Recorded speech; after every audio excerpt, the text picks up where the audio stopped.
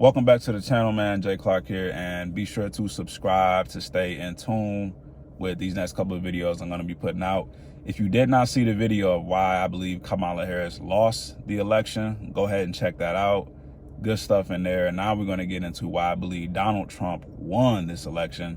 And I am not surprised. If you've been following me on social, if you've been following this channel even, probably not surprised that I thought Donald Trump would win this election. I thought that the choice was very clear and obvious, and it came to fruition. But I got my notes here of why I really do think that Donald Trump deserved to win the election, and why I'm not surprised he won the election. But first and foremost, there's more people like him than you realize. And I'm not saying there's more racist people, there's more bigoted people, there's more people that hate women. I don't even believe that to be true of him anyway. But when I say there's more people like him, there's people that are sick of the system. There's people that are sick of the federal government running rapid, making decisions for people that people don't want, spending absurd amounts of money on things that people don't want, policies that people don't want, laws that people don't want, the immigration issue. There's so many things that Donald Trump is speaking to that the majority of America, because he did win the popular vote, that the majority of America agrees with. Not the minority. The majority of America agrees with a lot of the language, rhetoric, and things that Donald Trump is saying about this country, and it was proven last night. Secondly, he had a clear and consistent economic plan. Donald Trump wants to dig up America. Donald Trump wants to bring factory jobs back home. Donald Trump wants the middle class to have higher wages. These are things that were consistent coming out of Donald Trump's camp, what he was saying on stage, regardless of the twist and the cuts of videos, the snippets of videos that made him seem otherwise. Donald Trump ran a campaign on the middle class, on poor people. Donald Trump ran a campaign on fixing immigration, on fixing the economy, on undoing the massive inflation that we saw in the last couple of years. Donald Trump was for the people the whole entire time, regardless of everything that was misconstrued, the lies, the misinformation that was coming from the left.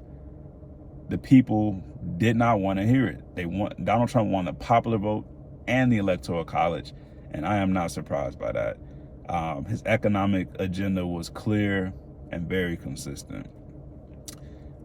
Furthermore, next point here, he's done the job successfully already. It'd be different if this was some new candidate, shooting from the hip, which he was at one point, that was unproven. But Donald Trump's already served 4 years in office. So all the people saying he's going to be a dictator and he's going to ruin the country and this and that, he's already done the job 4 years, and none of that happened. So it's just completely propaganda, brainwash type of rhetoric that fell on deaf ears clearly.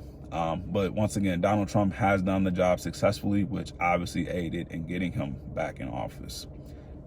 This next point, right? Going along with the misinformation, the internet is too layered with media access. If someone wanted to know what Trump said about something, they can simply go look it up. There's no need anymore for someone to look up what someone said about what he said. They can go straight to the source. So all of the propaganda that was involved with him being a bigot, him being a racist, him hating women, I believe it fell on deaf ears because people went and did their own research and found out that, hey, he's not actually against or for these things that the media says. There was a clear agenda from the left, CNN, MSNBC, ABC, The Breakfast Club. Oh my God, The Breakfast Club. There was clear language from the left that was anti-Trump.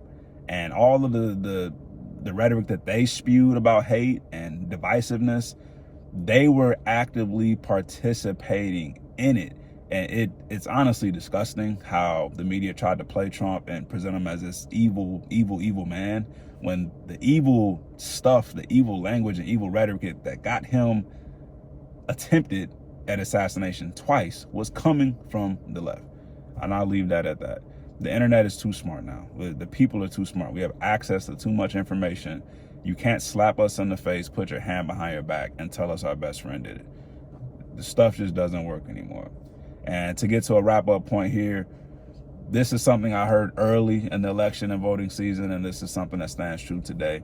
Democrats talk, Republicans vote. That's what the poll showed, guys. It was a lot of talk for Kamala Harris. A lot of people in public support of Kamala Harris. There wasn't a ton of people in public support for Donald Trump, but them Republicans, they got out and voted. They got out and voted. The map was red as hell last night. Trump ended up winning Pennsylvania, Michigan, Wisconsin, Nevada, Arizona, like Florida, which I thought was never a question, Georgia, which I thought was never really a question. But the map was red as hell. Red as hell, no pun intended, but the map was just lined with red for Republican. And that was no surprise. So overall, I do think Donald Trump ran a successful campaign. I don't think it was the best campaign, but it helps when Kamala Harris and the Democrats ran an absolutely putrid, terrible campaign. And go watch my video on why Kamala Harris lost, and I'll get more into that. But it was just an awful campaign. I believe that campaign will go down as the worst campaign in U.S. history. It does not help that it was the shortest campaign in U.S. history, but it was terribly executed. It was terribly originated. It was terrible strategy. The whole campaign was terrible. Kamala Harris lost at the fault of the Democrats. It's no one else's fault. It's damn sure not black people's fault. It's not black men's fault. It's not white men's fault. It's not Donald Trump's fault. It's the Democratic Party's fault for lacking strategy and understanding of the people, and the refusal to listen to the people, and just putting out these agendas and laws and practices that they thought the people wanted, but they clearly were not listening. Donald J. Trump is the next president of the United States. I will continue to put out some videos here and there when things happen, but this election was so crucial. I'm happy that it went the way it did, and I'm happy to see America entering this next stage of the golden age, man. It's gonna be lit. And that is a wrap. Thank y'all for tuning in. Be sure to subscribe. More videos on the way. I'll be dropping some more political stuff, some news, what is the first big thing that Donald Trump is gonna do. I'll try to predict that, and when he does do that, we'll talk about it right here on the channel. Peace and blessings, man. Y'all have a good day. See y'all soon.